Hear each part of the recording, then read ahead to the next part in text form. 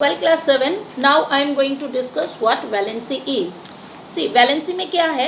The combining capacity of an element. किसी भी element में अभी मैंने बताया so many elements are there in this world. Till now in your periodic table you will have 118 elements. Okay. So I am not going to that topic. What I am telling you, we will take 2 or 3 elements to describe this lesson. Suppose in the last video I was telling you about carbon and oxygen. So let us take oxygen.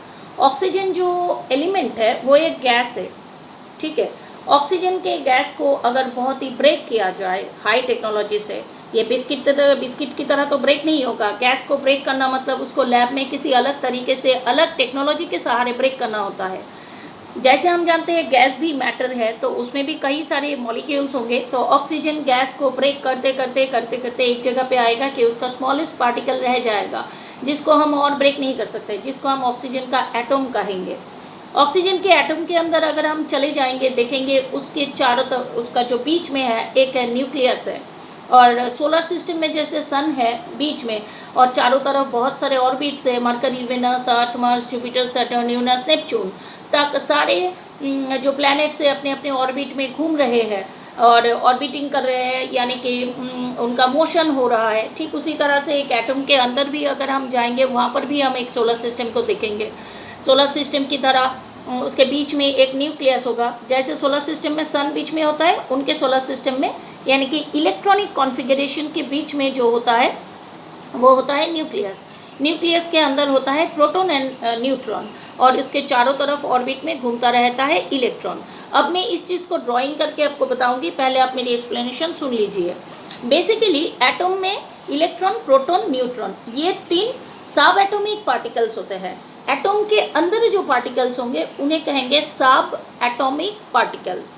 Atom के अंदर जो particles होंगे उसे कहेंगे सब atomic particles.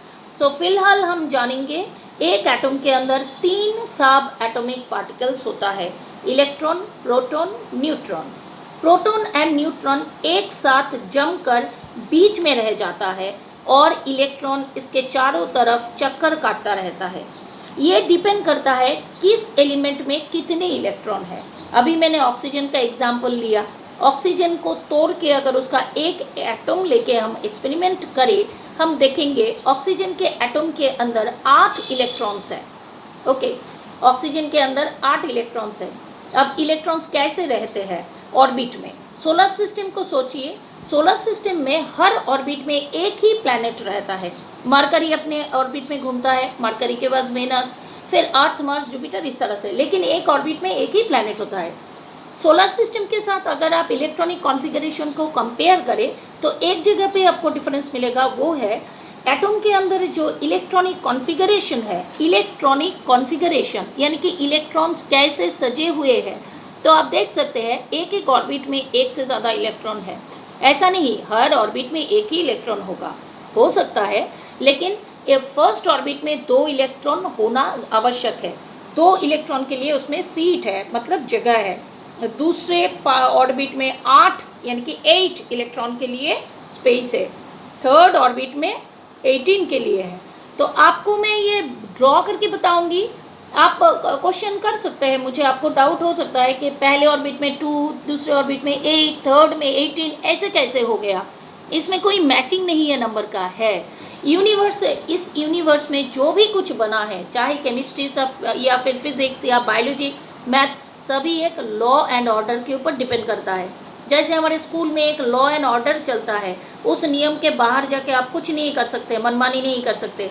Atom के अंदर भी एक नियम होता है, यूनिवर्स में एक नियम होता है, सब कुछ एक नियम में घूमता रहता है, एक नियम को मान कर चलते रहते हैं। डिसिप्लिन सभी की चीज़ों में है।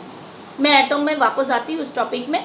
तो एटम में क्या होता है, फर्स्ट ऑर्बिट में 2 इलेक्ट्रॉन का होना ज़रूरी है। किसी किसी एटम में क्या, किसी किसी एलिमेंट में, जैसे हाइड्रोजन ले लो, हाइड्रोजन के है ही 1 इलेक्ट्रॉन, तो उसके फर्स्ट ऑर्बिट में एक ही इलेक्ट्रॉन घूमता रहेगा, उसके पास 2 इलेक्ट्रॉन है नहीं। नहीं है तो नहीं है, लेकिन एक तो है, वो घूमता है। हाइड्रोजन के बाद आता है हीलियम। हीलियम भी एक गैस है। हीलियम के एटम में अगर आप जाएंगे, आप देखेंगे उसके फर्स्ट ऑर्बिट में 2 इलेक्ट्रॉन घूम रहे हैं। हाइड्रोजन, हीलियम, लिथियम, याद कीजिए मैंने 1 से 20 तक एटॉमिक नंबर लिखाया है। इसी कारण लिखाया है ताकि मैं इलेक्ट्रॉनिक कॉन्फ़िगरेशन आपको समझा सकूं। जब तक आप इलेक्ट्रॉनिक कॉन्फ़िगरेशन नहीं समझेंगे आप वैलेंसी नहीं समझ पाएंगे। आपको फंडामेंटल समझना होगा। मेरे वीडियो को, मेरे एक्सप्लेनेशन को बार बार सुनिए। कहीं पर डाउट्स हो तो आप पूछ सकते हैं मुझे, ठीक है। सेकेंड ऑर्बिट में 2 इलेक्ट्रॉन होगा, मैंने बताया helium, hydrogen, helium, lithium. Lithium के फर्स्ट ऑर्बिट में मैंने गलत कहा ना। हीलियम के फर्स्ट ऑर्बिट में 2 इलेक्ट्रॉन होंगे। हीलियम के बाद आता है लिथियम। लिथियम के फर्स्ट ऑर्बिट में 2 इलेक्ट्रॉन और सेकेंड ऑर्बिट में 1 इलेक्ट्रॉन होता है। क्यों? क्योंकि लिथियम के क्या होते हैं? एटॉमिक नंबर 3 होता है। अब एटॉमिक नंबर क्या है? एटॉमिक नंबर होता है एटम के अंदर जितने प्रोटॉन्स होंगे या जितने इलेक्ट्रॉन्स होंगे। अब क्या होगा, आगे चलकर आप पढ़ेंगे कि इलेक्ट्रॉन्स के नंबर्स चेंज होते रहते हैं, इसीलिए प्रोटॉन के नंबर को ही एटॉमिक नंबर कहा जाता है। तो atomic number is the number of proton present in the atom, ठीक है। जितना प्रोटॉन होगा उतना ही इलेक्ट्रॉन होगा, ठीक है। तो हाइड्रोजन के इलेक्ट्रॉन 1 है, हीलियम के इलेक्ट्रॉन 2 है, लिथियम के इलेक्ट्रॉन 3 है। हाइड्रोजन, हीलियम, लिथियम, बेरिलियम की इलेक्ट्रॉन 4 है। इस तरह से ऑक्सीजन के इलेक्ट्रॉन 8 है। तो ऑक्सीजन को लेकर ही हम पढ़ाई कर रहे थे, तो उसको मैं बताती हूँ। ऑक्सीजन के एटम के अंदर आप जाइए, आप देखेंगे उसमें फर्स्ट ऑर्बिट में 2 इलेक्ट्रॉन और सेकेंड ऑर्बिट में हो जाता है 6 इलेक्ट्रॉन। तो 6 + 2 8 इलेक्ट्रॉन्स हो गया, ठीक है।